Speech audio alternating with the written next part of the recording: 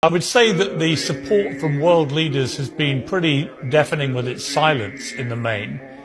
Do you wish you'd had more vocal support from maybe the British Prime Minister Rishi Sunak, the American President Joe Biden? Would that be helpful?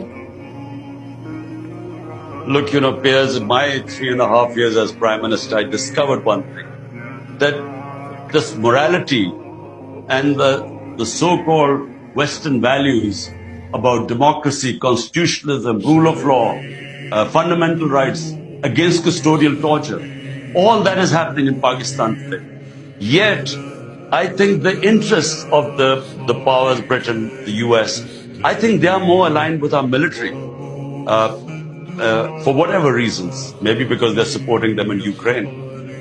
I always wanted an independent foreign policy because 80,000 Pakistanis died when we joined the US war on terror, and I was against it. So I think maybe that they feel that their interests are more served by the current regime. And whenever that happens, all these professed values go out of the window. My message is simple. Firstly, countries only sort their problems out from within.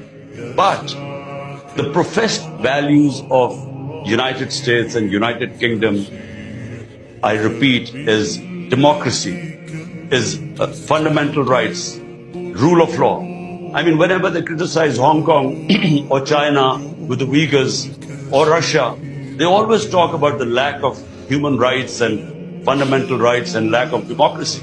But here's one standing for democracy, and all these values are being violated, yet not a word from them. But I didn't really expect much, because what is happening right now is we are basically fighting for rule of law and democracy.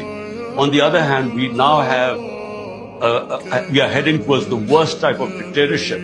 It's a banana republic right now, where the judges now are no longer independent. They are threatened. Media is completely muzzled. My name is not allowed to be mentioned on the media. And you can't demolish the biggest political party by the steps they've taken, these draconian steps. So therefore, what is at threat is our democracy, our future. So there's no, this has been one of the most toughest years of my life.